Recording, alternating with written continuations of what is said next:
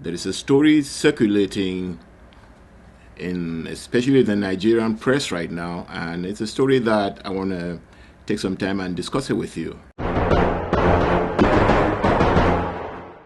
Thanks for joining me on Esteemed Television, ladies and gentlemen. My name is Augustine Ambe.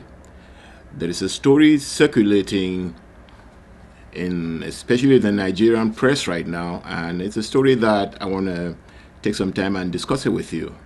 The first time I heard of this story, here's how it was reported.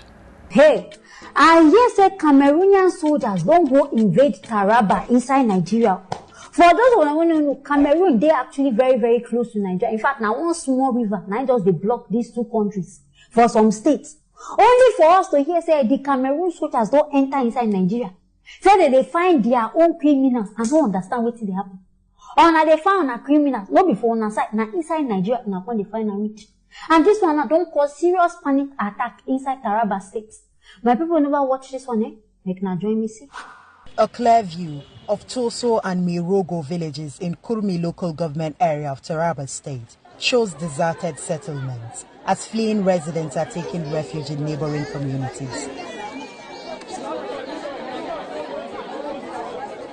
The residents claim the Cameroonian soldiers occasionally cross this river, which is a natural border between Nigeria and Cameroon in the affected communities. I was in my farm when I saw people running away from their homes. By my right, I saw army. Also by my left, I saw army. I was asking what is the problem. I was told that they are Cameroonian soldiers looking for Ambazonia soldiers who they have been in conflict for a series of years. The best thing I could do is to also join them. I go into my house, I pick my few belongings, I also run away. We relate mostly with most of the traditional rulers from Cameroon. So if they have problems with criminals there, they write to us to arrest and hand them over to them. And if we have criminals there to write to them, they will arrest them and give us over. The situation is exacerbating the humanitarian situation in the area as residents take refuge in camps for internally displaced persons. Governor Darius Ishaku promises that the situation is being addressed. I'm very much aware of it and we're working on it. They won't get to the level we are fearing. I've already started tackling it. Now, wow. So this is the story that was obviously, like you've seen, supported by local people who came in contact with Cameroon military, supported by local authorities, and even by the governor saying that he would address the situation as a local story that really should stop. You can see the concerns of the citizens who are scared of their lives and had to live their lives like the refugees who have come to live amongst them. But here's another version of the story that is being reported. Another version of this same story we just saw. So it's written that the Deputy Senate Minority Leader Emmanuel Boacha alleged that Ambazonian separatists from southern Cameroon have invaded Manga community in Takum local government area of Taraba State. Can you believe that? Boacha, who raised a point of order at the plenary, said the action has put the nation's sovereignty and territorial integrity under threat. He said the invasion led to the killing of the village head of Manga community, some residents, and the burning of the village. Okay? So this is a story which is, I don't think that senator lives in the locality, but that is a story that he's taken to the Senate and having ceremony going on. Those of us who know La République very well don't have a doubt what's going on here. It is said that desperate times call for desperate measures. This La République du Cameroun acting desperately. After 5 years of trying to, I don't know what they're trying to do, but somehow they think that they can come into Ambazonia and somehow silence the people of Ambazonia. And the people of Ambazonia have said no.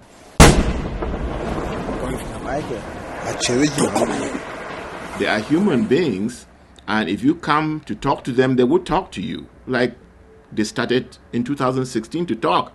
In fact, like they've been trying to talk to the people of La République du Cameroun, to their authorities and the French since 1961. But this time they thought they would come and have the last word by going in and trying to use the gun. And it's failed for 5 years now. For 5 years. And in these 5 years, the Ambazonians have progressively shown that they can defend themselves. And I can tell you that if the Ambazonians felt like they were now capable of going into a foreign country, it would be La République du Cameroun. It will not be Nigeria. It will not be Nigeria that is providing refuge for tens of thousands of Ambazonians that have been driven by this wicked colonizer in the 21st century. Let me tell you another thing that's really dumb about this move by La République du Cameroun. And obviously there's a corrupt Nigerian politician who is willing to do their dirty job for them. Look, those are refugees. They're not Amba fighters. Amba fighters are in the territory. Okay? They're in Bali, they're in Bafut, they're in Bui, they're in Bamising, they're in Santa, they're in Pinyin. That's where they are. That's where they are. And we know why you're not going after them there. And instead you're chasing after refugees. What La République is trying to do is they're trying to have the international community help them by framing Ambazonians as terrorists. I think we closed that chapter day one. Because when the world started hearing about the story, the first things they saw was terrorism from La République du Cameroun terrorizing schoolgirls in their dormitories. Okay? Shooting at young men on the street with peace leaves.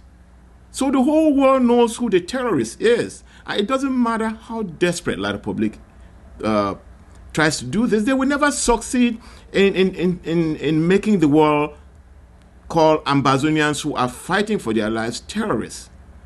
And so they can stage all kinds of stage management. They can go to Abuja, they can go to Lagos, they can set themselves on flame. And nobody will believe that it's Ambazonians. In fact, if they set themselves on flame and blame Ambazonians, people would cheer. Because that's how wicked and inhumane they have been in their conduct. I mean, Africa has seen a lot of violence. But in this day and age, you have to be worried about the cameras that are filming you. You have to be worried about the children running around. You have to be worried about the crowd. But these are merciless people who fight like idiots. When you fight to win, you don't fight like that. So you are fighting to lose, and you are losing. Okay? You are losing. But trying to go frame Ambazonians in Nigeria, in the communities where their relatives and their countrymen are housed as refugees, it's dumb. La République du Cameroun is known for lawlessness, is known for crossing into Nigeria, is known for doing atrocities in Nigeria as though they are in Ambazonia. Because in Ambazonia, they are free to do anything: murder children, burn houses, burn people's food, kill their livestock. They just do anything they want in that place. Okay, they commit war crimes, they burn hospitals, they go into churches and kill people. But Amba boys don't do that. Amba boys are very careful with every single bullet they have because they're expensive. In fact, I'll tell you a little story. I saw it wasn't really a video, it was just a photograph. And one of my friends called me, and what he was complaining about that picture, he was crying how many bullets they used. Okay, so Ambazonians don't waste resources like that because they don't have them. If we have our resources, if Ambazonians have their resources, they'll know where to use them. They'll not go using them in Nigeria. Ambazonians don't bite the finger that feeds them. It's the people of La République du Cameroun who have time and time again showed that. And the people who have the history Okay? The people who have the history of invading Nigeria are, I think you already guessed. Please, I am experiencing a war situation now.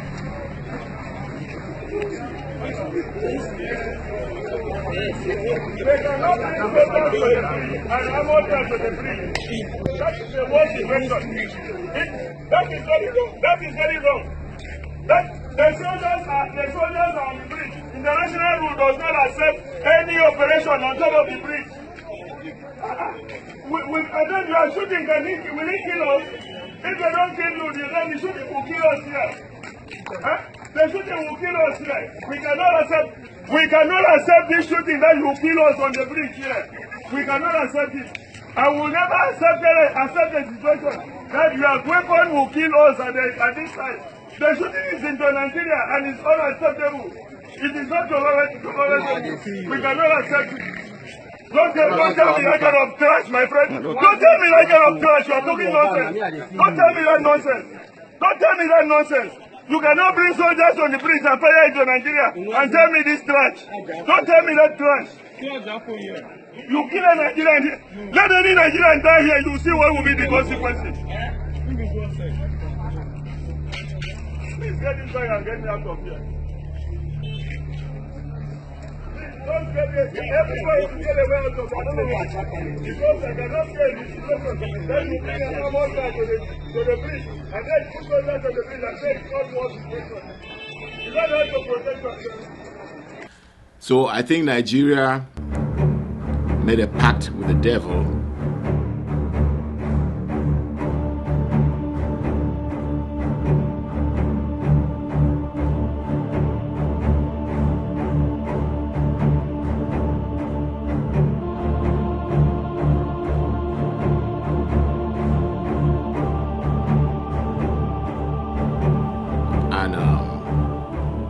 It's not going to get better.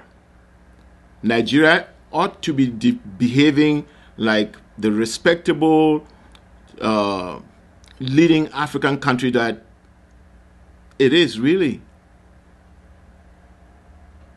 It is. Nigeria is a leading African country, but it's underperforming. It's underperforming in many, many ways. But what is terrible about this particular pact with the devil is that Nigeria is going into illegalities, and I can tell you that once you go down the gutter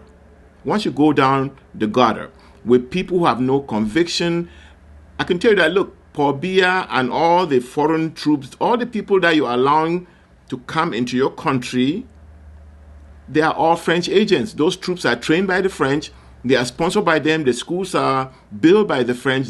That's why you have seen a lot of countries meet at the United Nations to talk about the Ambazonian situation, the humanitarian situation there. You have never seen the French. You've heard everybody speaking up and trying to find a solution to that situation. You will never hear the French. The only time you see the French is when they're meeting with colonial governors in Ambazonia, and after they meet, terrible things happen. Babies get shot in schools, like in Kumba. You see them commanding the troops of La République, still trying to be a colonial master, but Ambazonia is not going to be that place. Ambazonia is Ambazonia. It will remain Ambazonia, and I can tell you that if Ambazonians wanted to start fighting in foreign soil, the first foreign soil they will fight with in is La République du Cameroun. It will not be Nigeria. Okay? So, if you want to tell a lie that's believable. Don't tell a lie where if people, in law, it's not just the act that counts. The motivation also counts. Ambazonians have absolutely no motivation to go fighting or burning Nigerian villages. The people have a tradition of burning villages and killing people mercilessly, poorly trained, dumb troops of La République du Cameroun. So no, Ambazonians did not do that. I'm sorry that the Nigerian Senate in Abuja stood up and I mean, there's nothing good about this story, but I can tell you that the Ambazonians love it. Because I think the world is beginning to experience what we have experienced for 60 years. But at this time, we are set, it's over, it's going to be over. And whether the world wants to come with us or not, we know where we want to be, and that's where we're going to end.